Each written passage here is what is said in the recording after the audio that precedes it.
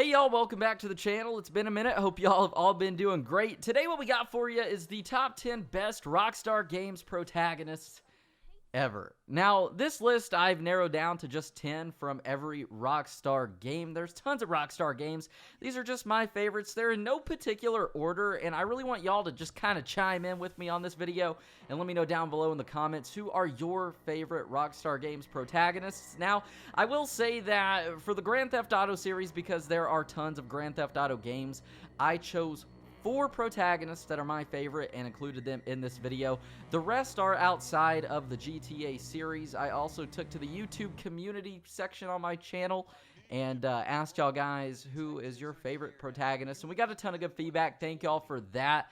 I do appreciate y'all kind of bearing with me on my leave of absence the last 2 months, but that said, hopefully y'all enjoy, and let's go ahead and check out some of the best Rockstar Games protagonists of all time.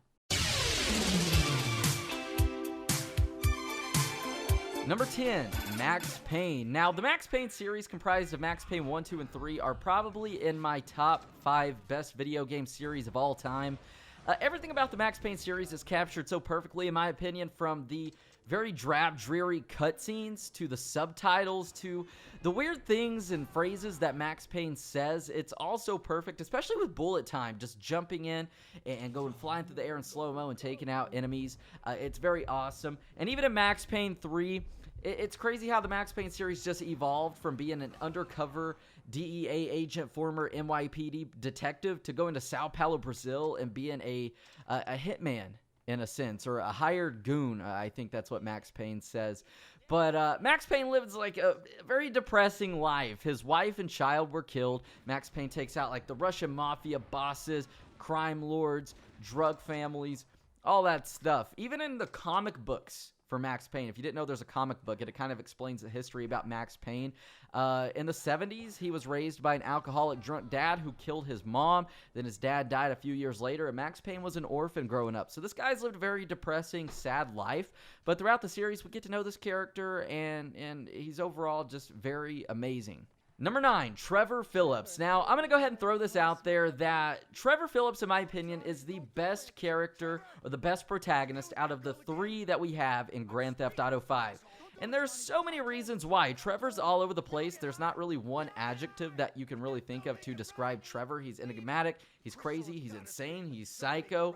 He's even very caring, believe it or not. He's very empathetic, it seems like, to an extent when it comes to people he cares about. But all these things put together, in my opinion, are what make Trevor so amazing. From, you know, the Trevor we meet, we see this very crazy guy taking out Johnny Clevitz in the very beginning, but then we also see this very sad, bottled up teddy bear guy who's got a lot of daddy issues or mommy issues and things like that. And also we see his compassion when he finds out that Michael is alive. So deep down, I think Trevor's a very caring guy. But on the outside, it's very deceiving because he's also very crazy, and in the flip of a switch, he'll kill you and he'll eat you. And yeah, that's Trevor Phillips for you.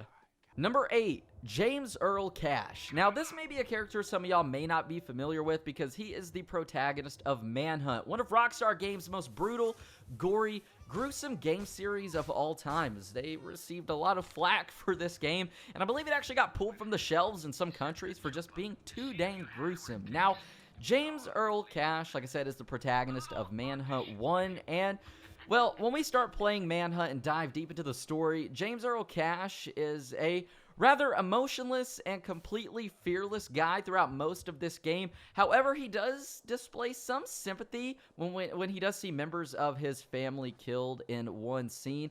But James Earl Cash is a very dangerous individual. When we actually start the game, he's on death row. He's about to be executed, and actually, after the execution, we wake up. And we're not dead, obviously, but we find out that some other individual has bribed our freedom. We were sedated and moved to an unknown location, and now we have to do very gruesome things for this man who bailed us out for his snuff films. Basically, very just weird, crazy things where we got to go kill people and record it. It's pretty wild, but James Earl Cash is a pretty cool character, in my opinion. Just this very gruesome, brutal guy who in the end ends up changing his identity and disappearing into the unknown. Number 7, Cole Phelps, the protagonist of LA Noire. Now, Cole Phelps, in my opinion, is probably one of the smartest, if not the smartest, Rockstar Games protagonist of all time. However, that aside, Cole Phelps is a very interesting character who unfortunately meets a very sad fate, and even before this fate, in Cole Phelps' early days in the United States Marine Corps, Cole he witnessed so many things that kind of shape him into the person he becomes, but also, it's very sad knowing the things that he saw and kind of with some backstory in the game, seeing some of the things that he saw. Now, Cole he was considered bad luck in the Marine Corps and during war. A lot of people didn't approve of his actions during combat. He was also very stealthy, though, very smart. Even back then, he was able to just go in and out without even being seen, almost like a ghost, and taking out enemies. Now, in the main events of the storyline, Cole Phelps joins the LAPD. He starts out as a patrol officer, but he demonstrates his high potential as an officer after solving murders and bank robberies very quickly,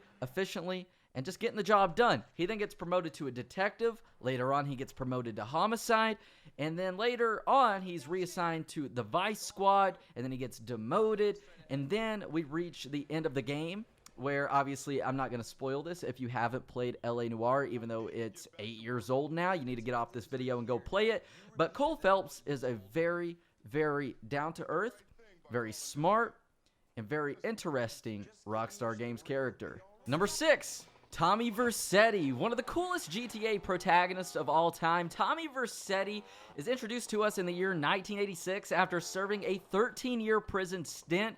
He is bailed out by Sonny Forelli. He's able to get out of this life sentence. And, well, he's reassigned to Vice City because Tommy likes to stir up a little bit of trouble everywhere he goes. Now, in the events of Vice City, we start out just at the bottom of the totem pole, and we work our way up, and we eventually become the leader of the Vice City criminal underworld, taking out anybody and everybody in our path. Number 5, Jimmy Hopkins, the protagonist of Bully. Now, Jimmy is a 15-year-old ginger, so you know he has no soul. I'm kidding. I apologize to all gingers watching this video. Sorry, just bad joke, bad taste. But in Bully, Jimmy is a very cool character. He's obviously one of the only, if not the only, I believe, Rockstar Games protagonist that is actually a kid and not a grown man. But as a 15-year-old kid, Jimmy is pretty undersized compared to most. He's a short, stocky kid, but due to his rough childhood and upbringing, Jimmy is pretty tough. And what's cool about Jimmy is even though he doesn't really show too many people respect, he's got this something inside of him that makes him want to defend people who are weaker than he is and beat up the people who are stronger than he is, thus making Jimmy an all-around likable guy and a very, very awesome Rockstar Games protagonist.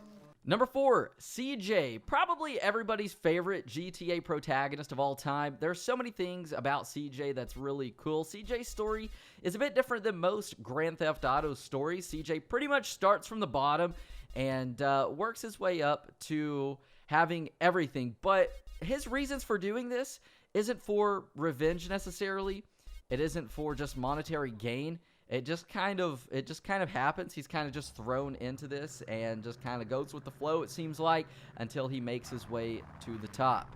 Number 3, John Marston. Now, one thing that I think makes John Marston so cool is his voice actor. I think there's so many things that go into making a character great, not only with their backstory and their history, but just the voice actors. This is what definitely helps capture the atmosphere, the environment, just everything that has to do with this character. And what I mean by that is imagine John Marston with Tommy Vercetti's voice. I just don't think that he would be as good of a character. But in the events of Red Dead Redemption 1, we play as John Marston just a few years after the events of Red Dead Redemption 2. And in this game, Red Dead Redemption 1, John Marston is pretty much forced into tracking down and killing all of his old gang buddies that he used to run with. We just kind of face the trials and tribulations of that. The sad tale of John Marston, we play through that, and John Marston fighting for his family, and so many other things. And this great character is also a very sad character.